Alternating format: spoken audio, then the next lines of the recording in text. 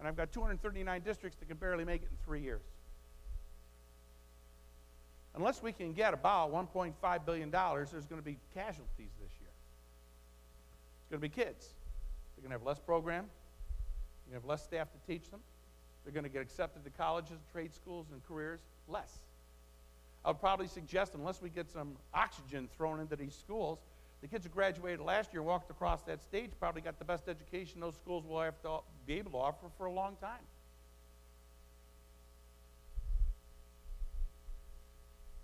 At the current rate that they're fixing the foundation aid formula, in only 32 years, we will be to our 2010-11 level. Just 32 years, if you can just hang on for 32 years.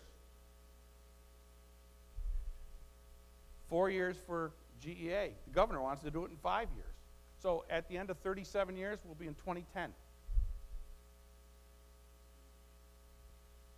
We have used up almost $370 million in cash to keep these schools afloat. $936 million in state aid. That means $1.3 billion last year to stay afloat. We've got the new assessments, no matter where you are in the core curriculum or the assessments or the APPR. Some of it or part of it is here to stay. Moratoriums notwithstanding, still got to teach it. So the point is people have to be trained. Technology's got to arrive. I'm telling you, you've got to get rid of that GEA of $1.63 billion, or you aren't going to make it. You can call yourself a school, but the kids who graduate from it won't look like they went to a school, because the wealthy districts will put them to shame. This is the cost of doing business. Then we bring up this next piece. Have you heard of the STAR discount? Have you ever heard of the STAR exemption? You know, everybody here gets STAR, don't they? Most of you get STAR? Yes? Sure you do. You apply for STAR. It's a little bit off your taxes the government provides. Well, let me show you how it works just really quickly, because this is another way we're getting short shrift. You are in what's called the part of the state known as rest of New York.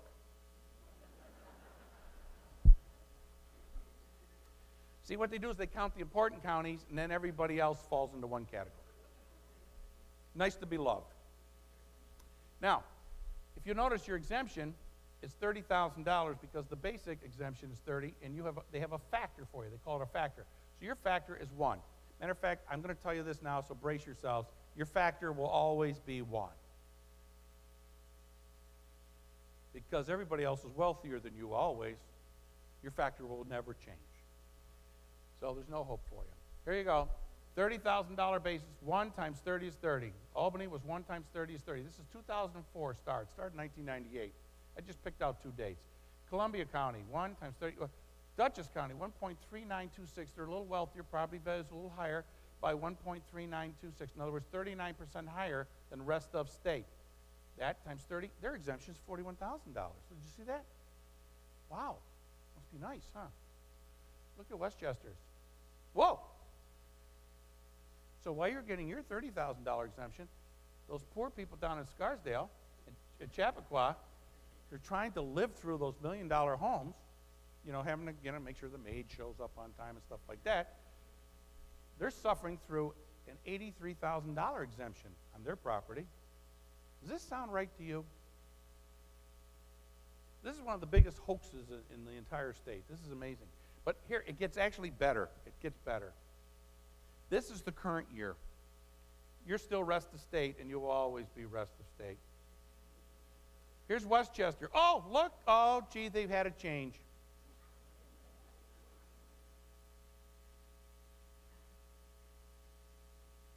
You start adding up all I've talked about tonight, and I think we've been kind of cheated. What, are we on our 14th way or something?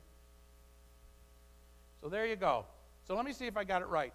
So to help those poor people who live in wealthy houses, we've got to give them a bigger break to help them out. Does everybody understand the logic of that? I don't. So for all the things, even if they were to get state aid right, this is still happening with those taxpayers. Isn't that sweet? Well, let's see what it translates into really. So here's a couple examples. So I picked out a couple of you with a couple of them. Here's Little Falls, got 1,194 kids, and Belmore with 1,139.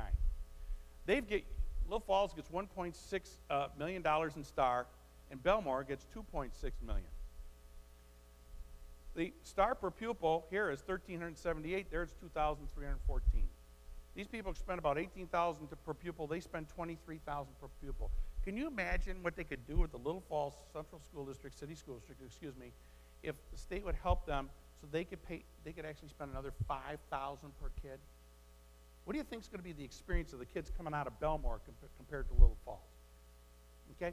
Now, the CWR of Little Falls is 0.38. Now, remember, this data, by the way, is 2010-11. It's the last audited data for STAR. They're at 1.555. So let's see, 3, 4, 5, maybe 5 times wealthier than Little Falls. Little Falls' total income per pupil is $81,000. Theirs is only about $300,000 per kid. Local tax effort here was about $20 per thousand. It's $8 there. They're a low-need school. They're a rural high-need school. Does that sound fair to you? Anybody? No. Well, Rick, you picked out one example. No, you didn't. Here's another one. Herkimer, 1,200. Belmore, 1,100. So Belmore actually has less kids. 1.6 million star, 2.6. 1,300 per pupil star, 2,300. 16,000 per pupil expenditure, 23,000. 0.43 CWR, 1.55. What's that, 4 times wealthier anyway? 3 times wealthier? Okay. $93,000 behind every kid, $300,000 behind every kid. 1689, $8.50. Decade change, theirs has gone up $555 per kid, and theirs has only gone up $1,309. Is everybody catching on? How many ways can we get ripped off? Let's try West Canada. West Canada, 746, Haldane, 892. West Canada, not even $1 million in star. They've got 1.3 million. 1,000 per kid in star, almost 1,500 per kid. 18th per pupil, 23. CWR 42, 1.6, 4 times wealthier. Income 83,000 behind every kid. $244,000 of income behind every kid. Higher tax rate again and again. Decade change, $572, $576. What's going on? Does this sound equitable? Gracie'd say no. Here's how it really works. These are the wealthiest school districts in the state of New York, right here. Did you know that they can raise at 1.5%, if they had a tax cap limit of 1.5%, they could raise $465 a kid. Did you know that the poorest school district can raise $69? Where are we going with that? We could probably do better at the garage sale. We could raise, on average, $109,000. This wealthy district can raise $608. If you look, everybody, it goes up, it goes down a little bit here, but look at these. Look at this. So when a school district that's poor or low wealth increases its taxes by 1%, the number is always smaller. The dollar amount is always smaller. While these guys here are raising $608,000 on average with 1.5% tax cap increase, these guys are raising $109. Well, are you kidding me? It's 6 times. So for every percent, they can get 6 times more money from you by just blinking their eyes to sustain those schools, those programs, those staff, those opportunities, those careers, those lives, that livelihood, the economic vitality.